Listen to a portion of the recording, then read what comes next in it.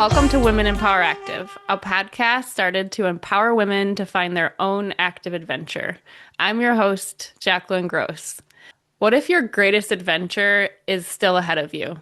Today's guest is Virginia Ginny MacColl, an American Ninja Warrior competitor, Guinness World Record holder, and someone who has spent the last decade defining what's possible later in life. For Ginny, age wasn't a limitation. It was simply another obstacle to climb and conquer. From doing her first pull-up at age 63 to conquering obstacle courses and setting records, Ginny proves that strength, health, and adventure don't have an expiration date. If Ginny's story teaches us anything, it's that there is no finish line on growth, no age limit on adventure, and no better time to start than now.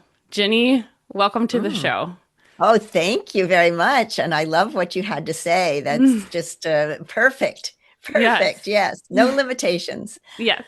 I'm so excited to have you on the show. I really like to start every episode with kind of like how you began. Like, what was your start to being active? When I was very young, actually, I was very, very shy, and my parents put me into dance classes. And it was modern dance back then, nothing like the dance you see today, but modern dance, which is interpretive dance. It's telling a story. So it was my way of conversing with the world, and brought me out of my shell in the form of movement.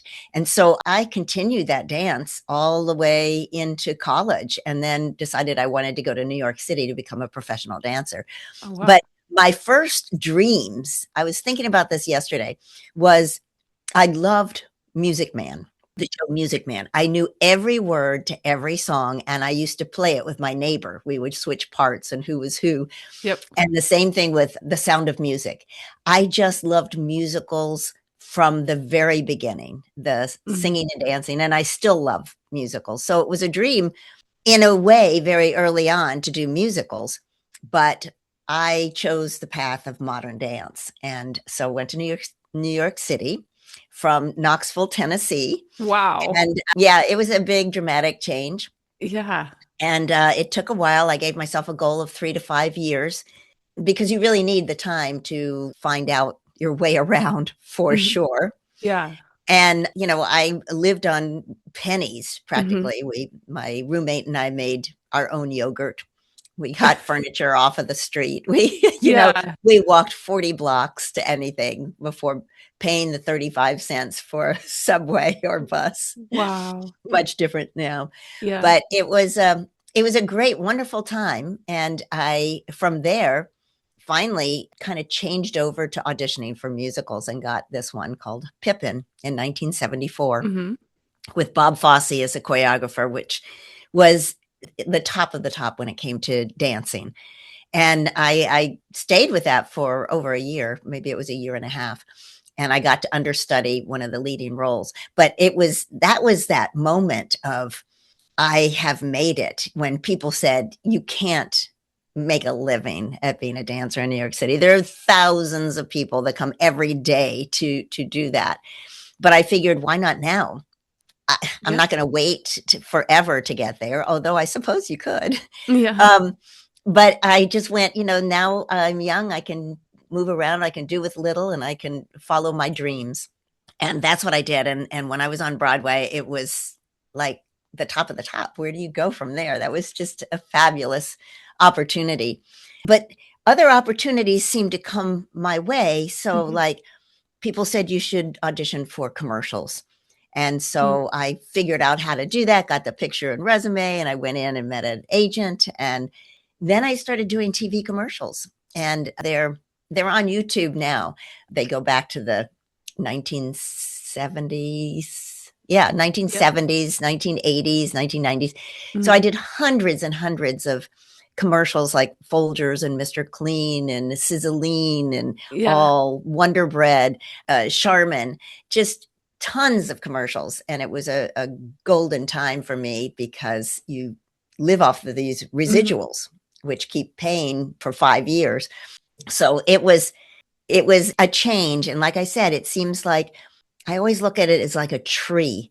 and the branches come and these opportunities come. You either say yes or you say no. You either try something new or you don't, and it's gone. It was like the limbs that this opportunity comes and you take it. Let me see what this is like.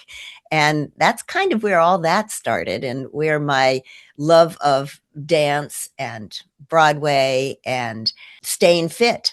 My parents never exercised. My mom was a housewife and she Hmm. loved that job. It was, Yeah. and so I loved having a mom who Hmm. was there.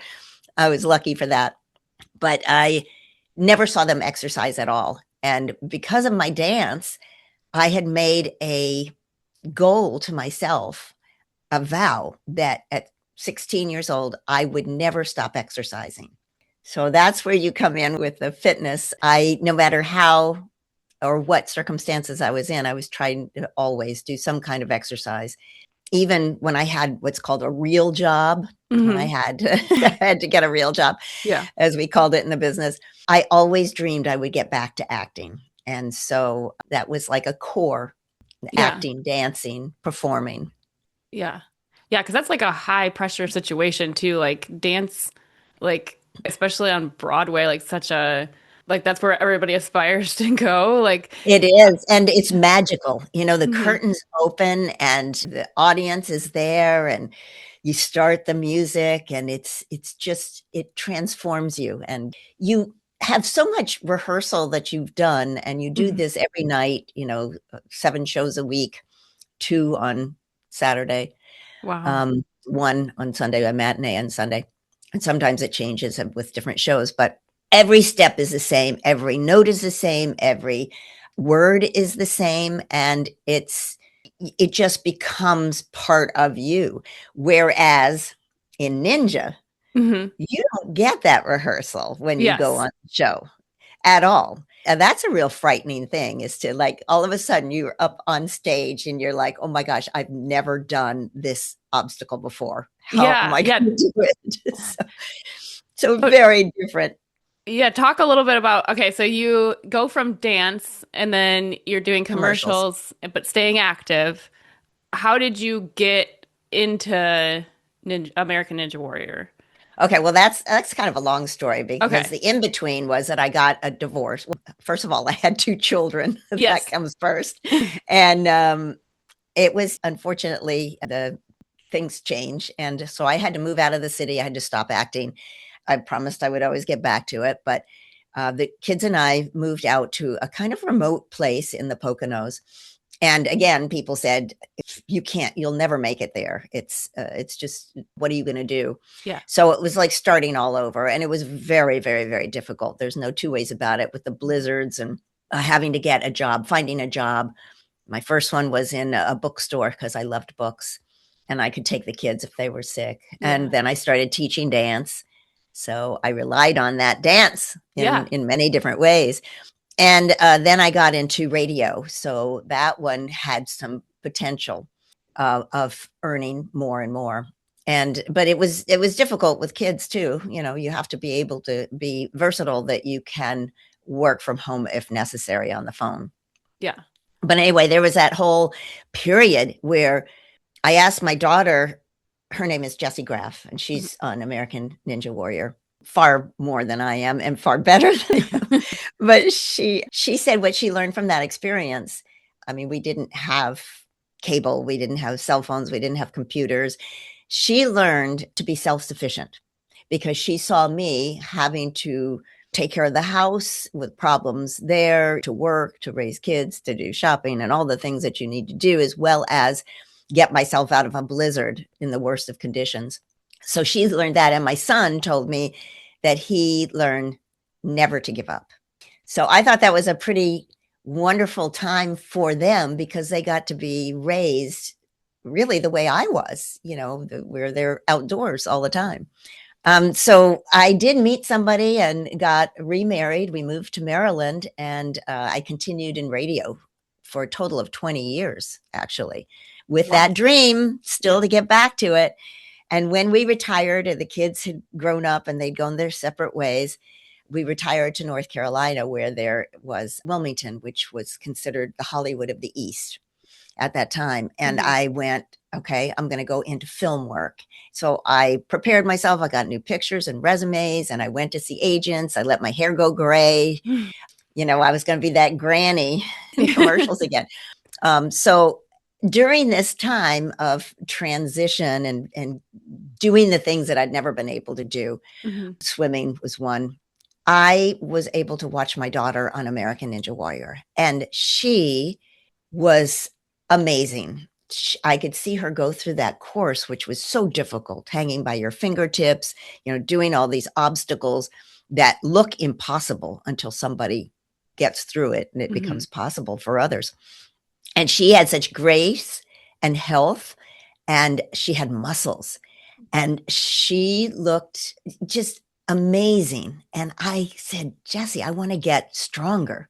How do I get stronger? I just thought the muscles gave her this sense of confidence. And she said, many different things to do, but one of them was to do pull-ups. Yep. And that's how my American Ninja Warrior started. American Ninja Warrior had said, in season 8, let's do a story on you and your daughter, mother-daughter working out together. They do these hometown stories of people that have done very well on the show. Okay. And others that have amazing stories. And from there, they started telling me to send myself in, a submission for the show myself. And I'm like, oh, no. And I did have a friend who lived about a mile away. There are no ninja gyms close to me, but he had made all these obstacles in his yard. So I started working on them, and I did submit myself, and then I got the call, and then I went, oh my gosh, what do I do now? And Jessie said, you better get to a competition somewhere so you can get an idea of what it's all about. And that I did, and I felt so out of place. I'm 65 years old now. Yeah. I got one pull-up pretty good, working my way to a second pull-up. Yep. I've got some obstacles. So I got the call, and I did my first competition on a league in Atlanta, and it went pretty well, as scared as I was. And so I felt pretty good going into that first competition on American Ninja Warrior in season 9. But I was terrified as well. It's a nervous, excited kind of feeling going into it. And they film at night. They used to go to different regions. Now they do it pretty much in one place. But, they would have the Southeast region. They would have the Northeast. They would have different places that they would travel to. And this one was in Daytona. Oh. And I get up there. It's my turn. And they do the countdown, and I'm looking at the first obstacle, and I'm like, oh my gosh, what did I do? And there are these 5 steps. They are on an angle, and you have to grab a rope at the end and go to a platform. And they look so far apart. You don't get a chance to do anything. Like I said before, you can't get on an obstacle beforehand. Oh, wow. So you can watch somebody demo it in the very beginning, and you learn the rules, but you can't go on anything. So here are these 5 inclined steps, and it's over water, and they look so far apart. And the countdown starts, and I have to go. And I hit the first step, and then I jumped to the second step, and my foot slipped and shoom, right in the water. Oh my God. And I was underwater going, this can't have happened. No, I'm shocked. I'm embarrassed. I'm like letting everybody in the world down. I'm letting my family down, the people who come to see me, my daughter, my husband, everyone. And I just couldn't get over that feeling. And my husband said to me, well, you'll do it again. And I'm like, are you crazy? Why would I put myself in a situation like that again? And he says, but because you can. And my daughter said, don't let one fall define you. Look how far you've come. Yep. And I'd gotten stronger. I was continuing to get stronger. I just needed to work on some technique when it comes to the obstacles on, a show like that. Yeah. So it was quite a wake-up call on that first competition, but I did do it again the next year.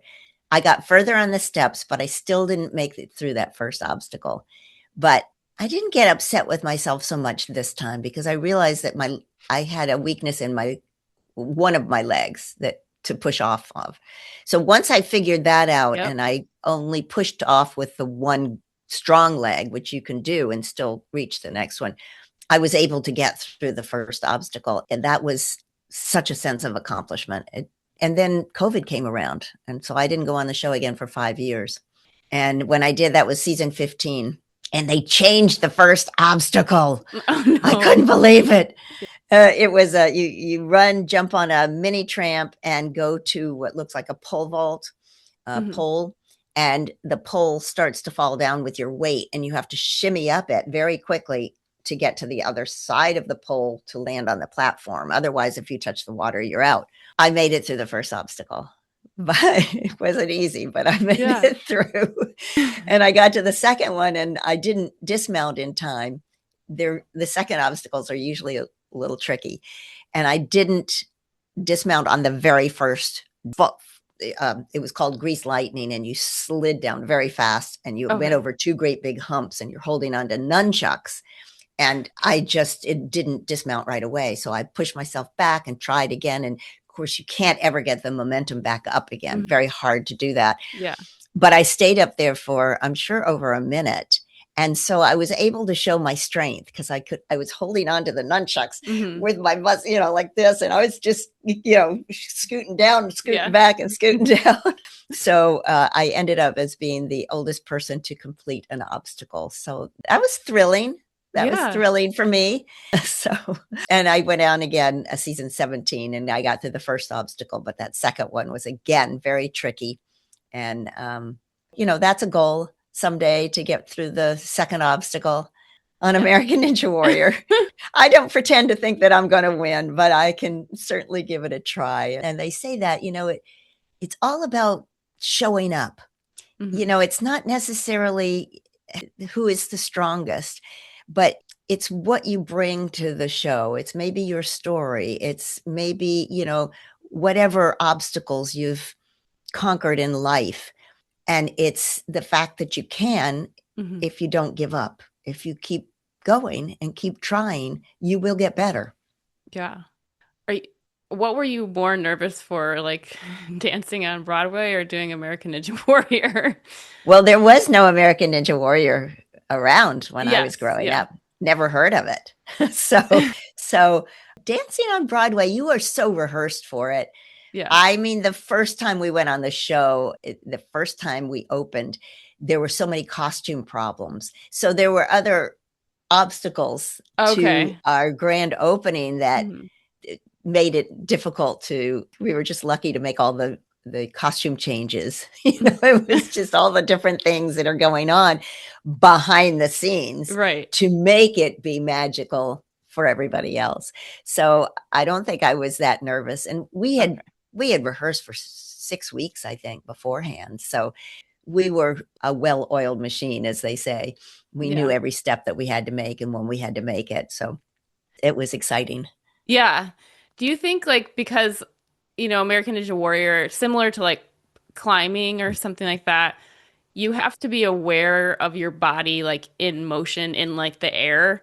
Do you think having that dance experience kind of helped with the awareness, body awareness? I will tell you that there are some balance obstacles involved in the show as well, and in the leagues, which I do 2 or 3 different leagues now throughout the seasons. And there are obstacles on the show that are balance oriented. So I know the dance helped tremendously with that. And there are a lot of balance obstacles on all the leagues and all the competitions that we go through the year. So I know it helped me do that. And that's a big problem. People fall on balance all the time, but they make it pretty difficult too. So you're filled with fear just looking at the balance obstacles. But I think dance helped me there. When it comes to body awareness, I had never gone flying through the air. I'd never been upside down. I never done swinging from monkey bars. So I didn't have the upper body strength in dance to help me through that. I had to get stronger. And the way I got stronger was going to a personal trainer. So that was important because I had never lifted weights. I Hmm. had never been in sports before. So I needed someone to guide me through the perfect form so that you don't hurt yourself. It's too easy to hurt yourself. So the personal trainer is what helped me get the upper body strength, which I had never had. But the dance, I'm sure there's something in body awareness, but it certainly isn't flying high and taking away my fear of heights Yeah. or the fear of falling. Although the fear of falling wasn't bad because you're going into water and I love Yeah. water. So I knew I was pretty safe in that case. But there are a lot of injuries that happen if you just fall the wrong way or you Mhm. don't make your landing. And there are problems with falling, but it's not something I think about when I go on the No, show. no, yeah. But Yeah. yes, I think dance had some sense of body awareness. Dance is obviously not going to help you in certain ways. It's going to only take you so far. So you said like lifting weights was one of the things that helped you. What are like some other things that helped you kind of really work on your skills for American Ninja Warrior? Watching people helps me a lot. When I was practicing some of the things at my friend's house, I was watching the men do it, and they have a much stronger upper body. And one of the guys, he would always be in this constant state of, they call it on the show, the L's. But I couldn't do the same thing. I couldn't go across a pegboard that way because I didn't have the strength. But when I saw a female do it, she had straight arms, but she had a big swing. And as she swung up, she could grab up high. And it just changed my whole idea that there are ways to adapt on the show. And the more you watch, the more you see the intricacies of it. It's very technical in many, many ways. And you have to have a strategy. So, like I said before, Jessie doesn't feel that she is the strongest one, Hmm. but sometimes she can engineer her way through with adapting a different way of doing things. And I wish I had that skill. I do not have that skill because sometimes if you're swinging through rings, I can do that fine, but I may not notice that one ring is further apart than the others. And so if you don't get a big swing, backswing to get that further reach, you can miss out. So you need to have to watch, you have to watch how the skill and the technique works in each of these. And it's ever changing. Now the show has a lot of 15, 16, 17-year-olds on it, and they have learned new techniques that get them going so fast that it's incredible. It's like you can't even see what the obstacle is. They're like past it. Wow. So it's a whole different ball game now. And in fact, it's going to be on the Olympics in 2028 in the pentathlon. And it's Oh, that's yeah, crazy. so I didn't that'll know be that. interesting. Yeah, yeah. So it's taking the place of something with horseback jumping, horseback riding, something Hmm. that was in it before. And I have to admit, I have never seen a pentathlon. I don't know that it's been on in the time slot that I've watched before, but I'll Yeah. be very interested to see that. That sounds amazing. 5 different things that you have to do. Oh, wow. That's Yeah, so incredible. that'll be fun to see ninja evolve so much. Yeah, I mean they'll probably I mean it's gonna just gonna make the sport like bigger and bigger because that's like it finally has like Absolutely. a real platform with being on the Olympics. That's incredible. Yeah, really. Very Uh, much so. Yeah, and it's people love it too. It's just amazing because you think they're not going to get through this obstacle. You go, that's impossible. Nobody's going to clear this whole course. And then somebody figures it out. They yeah. watch it. Your original question is the watching, the studying, you can go back to older competitions that are on YouTube or wherever, and you can look at certain obstacles and see how the best way to get through it. The first couple of people, you don't want to be first. Like I don't want to be first. I want to be able to watch and Yeah. see, oh, that's the secret of how to get through. Somebody just got through it and they did it this way. So that's real important in terms of getting ready for the show. So learning the technique, learning the all the different obstacles that can be put before you, and training at ninja gyms so that you are used to being in front of something you haven't done before. And the Mhm. trick is to get through it the first time. So are you doing like smaller competitions as well? You mentioned like leagues. Is that like Yeah, we have competition? several different leagues, Okay. and you go in the league and you have to get through the qualifier to go to a regional to go to the national. So they're quite big. And Hmm. we have one coming up this July, and it will be a national. It has several different leagues in the same competition. So it'll be a bit, a week long competition. It'll Oh, be quite wow. huge. It's not televised, although it is usually streamed, but people come from all over the nation and from other countries, which is really fascinating to meet all these people who have this incredible love for the sport. And we all converge on this place in Harrisburg, Pennsylvania, and Hmm.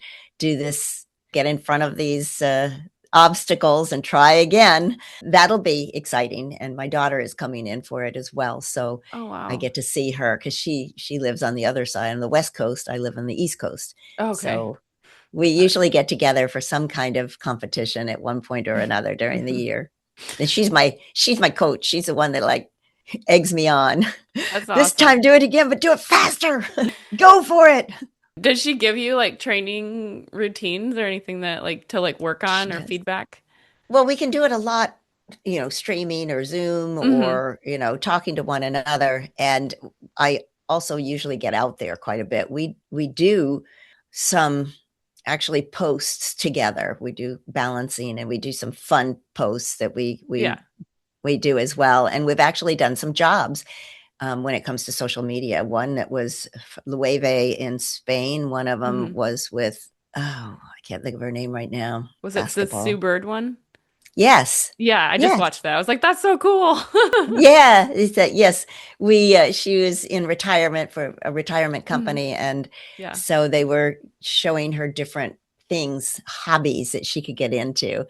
And so Jesse and I were there to help her get through a course. She did quite well. She did very well. Of course, she's an athlete. She Yes. Yeah. would have, yeah. Yeah. I was actually at her last game. I went to her last basketball game. Ah, Yeah. that's And so, exciting. yeah, it was super cool. So when I saw that, I was like, oh my gosh, this is so cool. You got to meet Yeah. Sue Bird. So cool. Yeah, so there've been a couple of things like that we've done, and so that's been not only work oriented, Yeah. but I go out there and spend some time with her, and usually the American Ninja Warrior has been either in LA or and Okay. so she's closer to that, and I've gone out and worked with her, but I find that I don't know when to stop when I'm with her. Like I'm like so close to getting this and getting Hmm. the idea of what she's trying to tell me that I keep going and going. And then usually, Yeah. usually by the time the competition rolls around, I'm like, oh, my shoulders. Yeah. So it's not a good idea sometimes to work with her right before a competition, but Yes. maybe after. Well, it's good. I mean, she like really like motivates you. I'm seeing Oh, a her. lot of like similarities in like how it is to work on like a climbing problem. Like you're kind of working on trying to get something and you're watching other people do it and you're seeing how like you have to throw your body or move your body. That's really cool. Is there any like specific movement that you're working on right now? Oh, there are a lot of them that I'm working on right Okay. now. There's a gym that's about an hour and a half away from here that I went to last week and I'm going to go to this week, getting ready for this July Mhm. national competition. And he has a lot of interesting. You I don't know how to explain Yeah, them that's sometimes, probably hard. but a lot of it has to do with throwing. There was one where I got it finally. You have to have a really big swing, and you're swinging on this pole with handles, and you have to swing it so high and pop it into what's called a bear trap. So it goes in, but it doesn't come back out again. So Hmm. you swing, swing, swing, swing, and hit the bear trap. And the trouble is now you've been swinging like this, and you're Yeah. when you get it in, your hands are like this, so you can easily slip and fall. Okay. So I had to readjust my hands in order to stay up there, and I got it. So I was really happy about that. But there's a lot of ones. There are a lot of ones that I can't do there yet. It's because they don't make them easy anymore. It's not that it was ever easy, but Yeah. to swing and you go straight to an obstacle. Now Mhm. they make the obstacle in an angle, or somehow you have to figure your way over to the side and Mhm. catch it. They're just more little problems that seem to pop up with all these different obstacles. And there's a lot of balance there too, which I always enjoy doing. Yeah. So for like the nationals in July, you don't really know what the course is going to look like until you Not at get all. there, and then Correct. you like have one person will go through it to show you. Yes. Okay. So it's Yeah. just like American Ninja Warrior. Sort of. I mean, they don't go through the whole thing. They go through one obstacle at a time. They talk about Oh, it and they tell you, these are the rules. Now, let me show you how this person is going to do it. okay. So they'll do the one obstacle, then they go through the rules for the second obstacle, and then you watch somebody go through it. That's generally how they do it. Okay. And Yeah, sometimes they use different people demoing the obstacle. that would be an advantage to be not first. Absolutely. How do you figure out what is it flights kind of like whoever um they kind of like put you into different groups of like when you go? It's different in each one, but Uh-huh. some of them they place you according to where you are in the standings. So if you've gone Okay. to more qualifiers or more, you have a different placement. If you got into the first, second, and third position, then that puts you up higher, so you get to go later when it Okay. comes to the next competition, if that makes sense. Yes. No, it does. It makes So the sense. higher you are in the standing, the you can be last if you're the best or close to the last. Or you might be first if you don't sign up early enough and you get, in the last week you decide, I think I will go to this, then you go to the front of the line. So there are a lot of variables as to where you stand. In some of the nationals, they have waves and you can choose when you're going to get there because people are coming from all over. Yeah. So if they have 3 different times during the day, you can choose one of those waves. But again, if you do it too late, then you're at the mercy of where you fall in those Yes. times. That makes sense.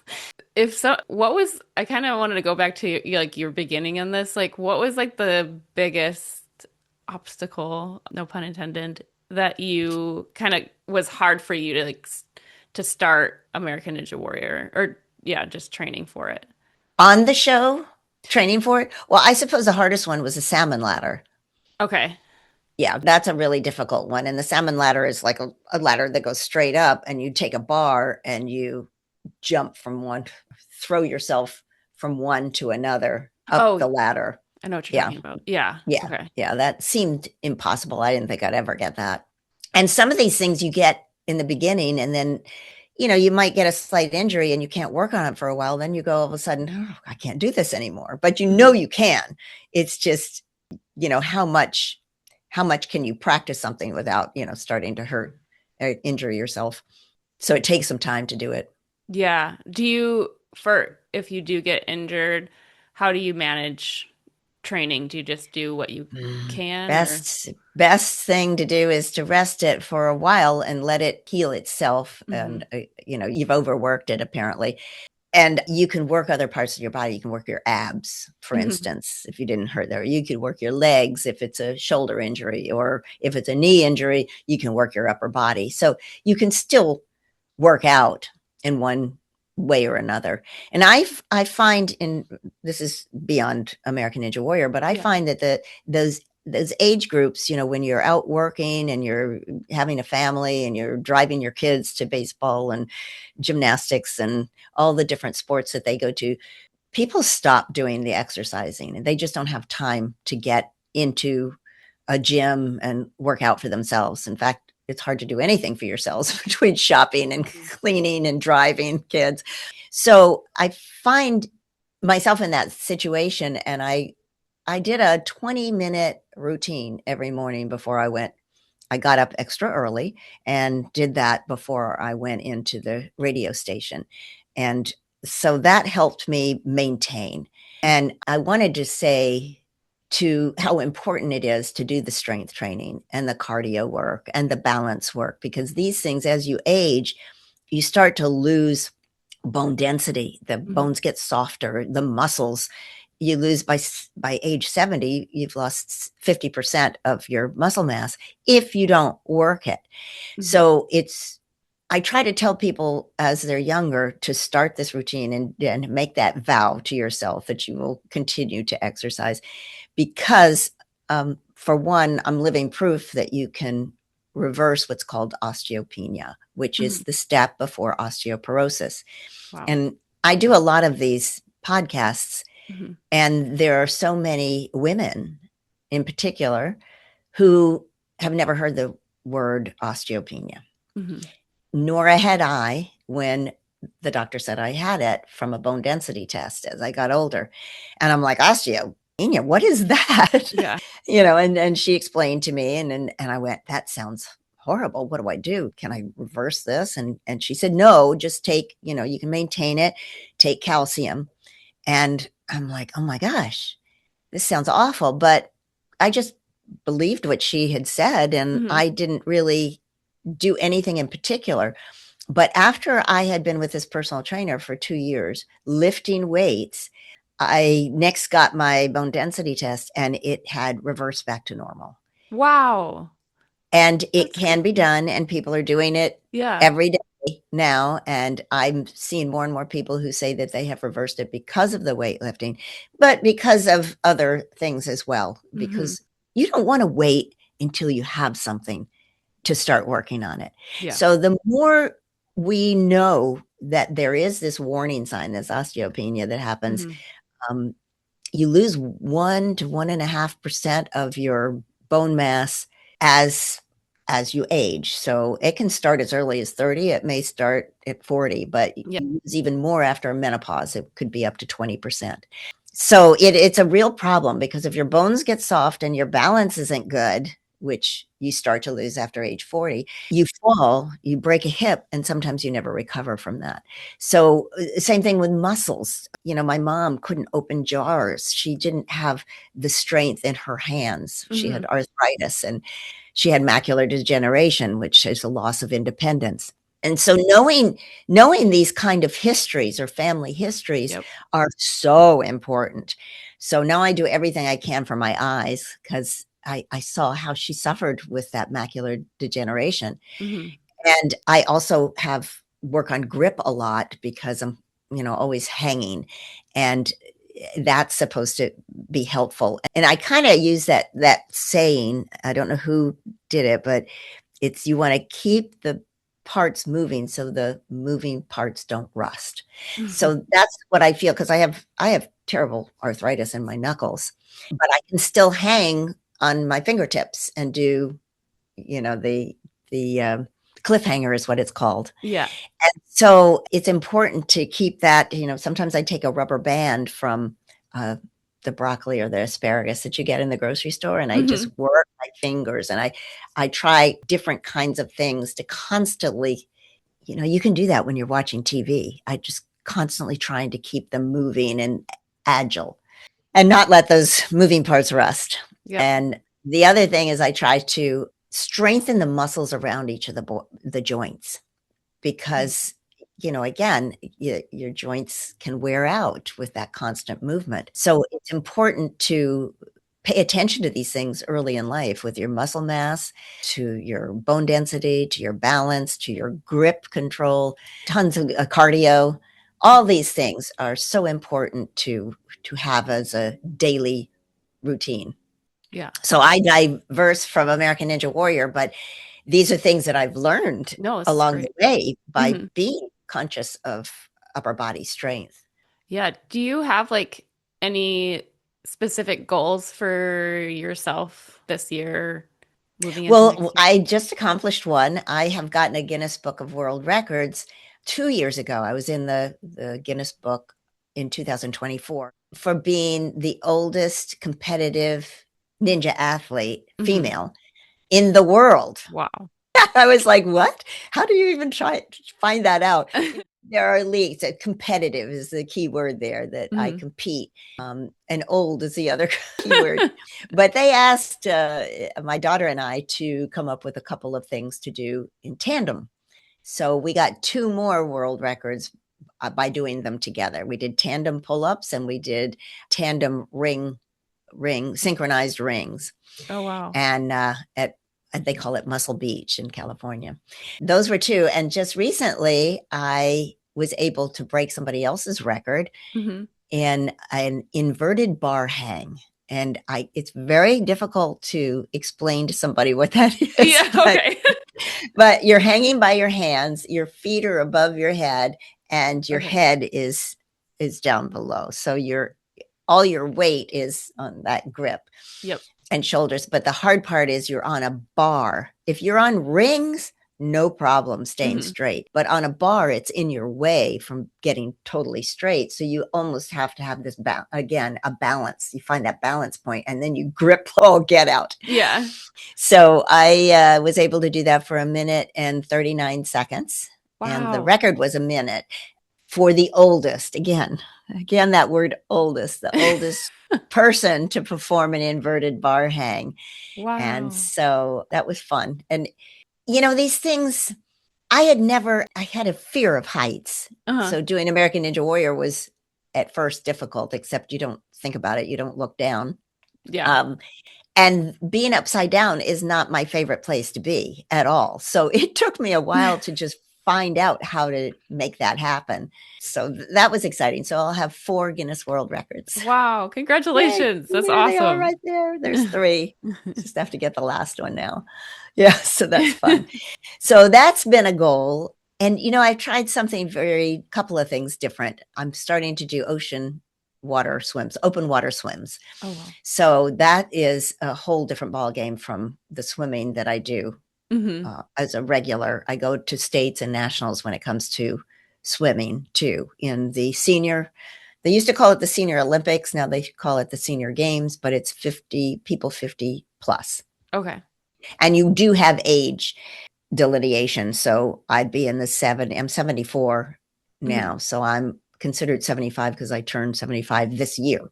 Yeah. So 75 to 79 is one category. So I'll be the youngest in my category. And it's kind of nice to be in the same boat as other people my same ages instead of American Ninja Warrior, which is 15 to whatever. That's something that I've been working on, is just Yeah. doing the ocean swims. And sometimes it's pretty rough to get Hmm. out there. And sometimes it's just, I'll do the backstroke and just looking up at the sky and the pelicans. And it's really nice. Yeah. And I'm teaching myself right now to play the ukulele again. I did Uh-huh. that when I was in high school, but I just picked it up again because somebody said they were in a ukulele club. And I went, that would be a fun thing to do with my grandkids, Yeah. because there's some really easy chords that I could teach my 11-year-old granddaughter and introduce her to more music. She and I do ninja together. We go to ninja Oh my gosh, I love uh, that. gyms, Yeah. and yeah, it's so much fun. Yeah. And now, if I could get her a ukulele to play around with, it's really fun to do, and it opens up the music world as well. But speaking of having her at ninja gyms with Yeah. me, which we always do, that's tradition. It's such a bonding experience with my daughter when we do things Hmm. together like that. When she's cheering for me, doing a competition, and I was cheering for her before then, Hmm. and now to see my granddaughter and all, just it's just such a great way, exercise and working out, for both people. You're doing something together. You're learning from your child just as much as she can learn from you or he. And it's very special Yeah, to for do sure. things instead of just watch them. Of course, Yeah. that's what I did. I watched Jesse doing gymnastics. No way would I be doing a flip on a balance Hmm. beam. But but I did always admire their strength, the gymnasts. So that's been something else. That's a long story to tell you what my goals are, but Yeah, no, it was great. And yeah. I think it's like really incredible too that you're getting your granddaughter into it because I feel like for me, the reason I'm active is because I saw my mom running when I was younger too. So Yes, it's like a huge part of like she's gonna create it'll create that value system around being active for her too. So absolutely. Yeah, yeah. that's pretty exciting that you have that going. Yeah. One thing I did want to ask you just like was the mental piece of it. Like, do you get really nervous at all to get into competitions? Do you like how do you Yes. approach that? Yes, that Yeah. nervousness never goes away. I just Oh. can't imagine getting a hold of it. I would love to do that. You have to do a lot of talking to yourself, like Mhm. one obstacle at a time, one thing at a time. Do you want to go out fast and possibly fall? Do you want to concentrate on just the first obstacle and getting through that? And usually it's a easier beginning, kind of getting you warmed up into what comes next. But yeah, nervousness is hard. It's like I have to run to the bathroom all the time. We call it the nervous pee. Yeah, yep. And after the competition, I don't have to go at all. So Yep. it's like, okay, I know that this is Yep. the nerves Yeah. getting to me. Yep. But yeah, I mean, I have very humble thoughts about every obstacle, particularly a first obstacle. It's like you don't want to fall on the first obstacle. Yeah. So it's like even though I know I can do it, there's Hmm. a part of me that negativity on one side that says you could fall on that. Yeah. Your legs are shaking. Go slow. Watch out.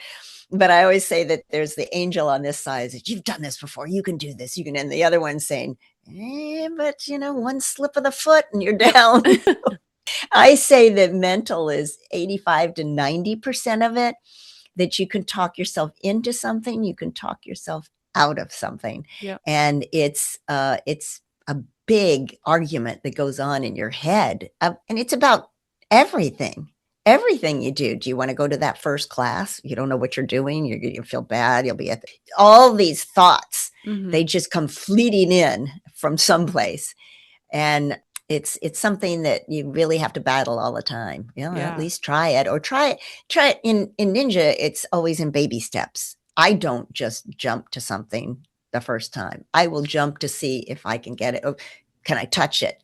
Oh, I have to jump much harder.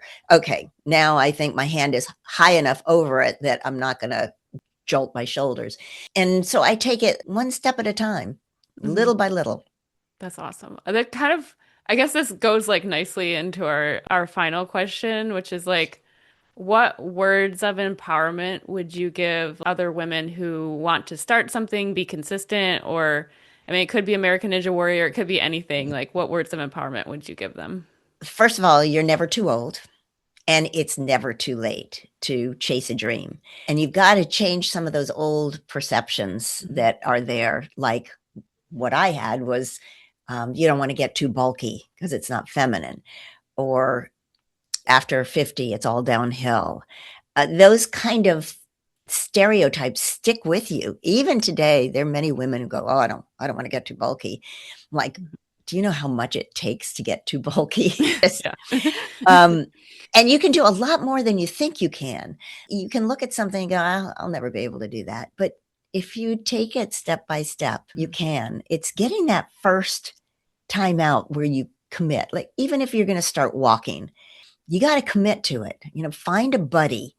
That's makes it more fun. You can have somebody to talk with when you go, and start Mhm. slow, and little by little, you get your pace up, and you want to get your heart rate going a little bit. But you want to commit, you want to be consistent, form a habit, and then build on that so that you feel that you need this to keep your body tuned like anything else, right? And what you do today will determine the quality of your life. So if you want to be independent for as long as possible, to go up and down the stairs, get up and down out of a chair or from the floor and up, you need to practice these things, and you need to be able to be confident that you can Mhm. have the muscle, have the bone, have the agility to be able to do these things. Um, and you'll never know unless you try, right? Yep. So, what was it? It's like where there's a will, there's a way. Mhm. I think a lot of times people just need that will to come in a little bit stronger. Yeah. So, you should also focus on the process not necessarily the outcome. Like my daughter said, look how far you've come. Look at what you've accomplished. And, don't compare yourself to others, but to just keep moving in the direction that you want to go. And sometimes you take backtracks, and that can be distressing, frustrating. But then, you keep working at it slowly, baby steps, warm up, get your body moving a little bit beforehand, stretch afterwards. You need to take a little bit more time for recovery than maybe a 20 or a 30-year-old. So I'd say, make attainable goals, because, when I went to New York, it was 3 to 5 years, Yeah. and, see if that is enough time to get you where you want to do, at least on the way to where you want to be. Don't say you want to do 20 pull-ups. Start with one. Yeah.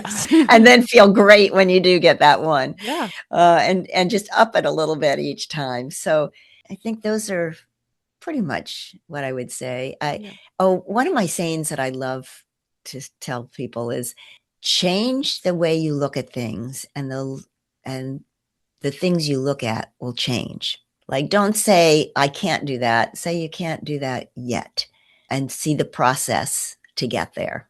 Oh, yes. I love that. This is all very inspiring. Good. Yes. Is there anything that you wanted to say that I didn't ask you?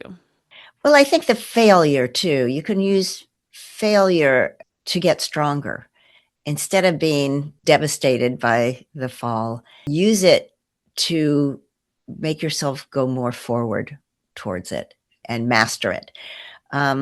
You wouldn't have asked this question, but there is one fun story that I have, Yeah. and that was that my daughter knew I had a fear of heights, and I'd been working on rope climbs. And at this one competition we go to, they had a rope climb of 85 feet, but she was filming me trying it. And I just that's all I wanted to do. I wanted to get to a certain height. Can I get, and not be fearful, totally fearful. If I just look at the rope, I don't look down. And so I'm getting closer to 40 feet, but I didn't quite get there. And I was like, okay, I'm done. I'm on a harness, so it's safe. Yeah. And I said, I'm done. Let's go. And I hear my daughter go, do one more. And so I reach up and I pull down, and I do another one and pull down and get a little bit higher. And I think, well, maybe that's 40 feet. That would be great. And I go, that's it. And she goes, do one more. So I go, I can't believe I didn't get to the marker. So let me get up a little more. They have tape around so you can tell when you're at 40 feet. And I said, that's it. I'm coming down. And I went, Jessie, why did you keep telling me to do one more? And she said, that's when you get your strongest. Because when you feel that you can't do it, try one more. You'd be surprised. Sometimes you can do it. I love that. Yeah, she seems so inspiring. What a good coach, too. Yeah, she is. She Yeah. is. She's going to be on June 8th on American Ninja Warrior, which is next Monday. Yeah. So she'll be in that episode. Oh, that's exciting. Yes.